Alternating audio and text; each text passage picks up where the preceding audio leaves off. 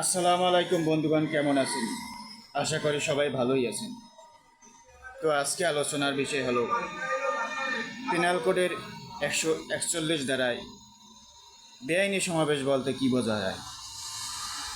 তো বেআইনি সমাবেশ বলতে বুঝি পেনাল কোডের 141 ধারায় 5 বা তার বেশি লোকজন, 5 বা ততোধিক ব্যক্তি জনসাধারণের বিশৃঙ্খলা সৃষ্টিকারী কোনো সমাবেশ করলে তাকে বেআইনি সমাবেশ বলে। এই বেআইনি সমাবেশে 5-এর অধিক লোকজন বা তার বেশি বহু সংখ্যক লোক মিলে কোনো সমাবেশ করলে বা কোনো মিটিং মিছিল করলে সেটাকে বেআইনি সমাবেশ বলা হয়। পেনাল কোডের 142 ধারায় বলা হয়েছে, বেআইনি সমাবেশের সদস্য বেআইনি সমাবেশে যোগদান বা অবস্থান করলে উক্ত সমাবেশের সদস্য বলে গণ্য হবে তিনি।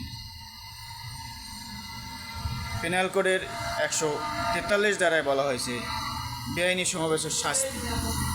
এই বেআইনি সমাবেশের শাস্তি কী? অনধিক 6 মাস কারাদণ্ড বা অর্থদণ্ড বা উভয় দণ্ড।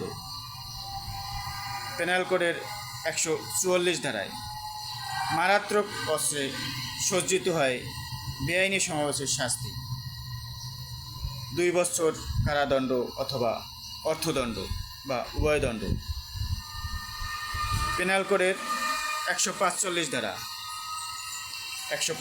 ধারায় বলা হয়েছে, কোনো বেআইনি সমাবেশ ভঙ্গ করার নির্দেশ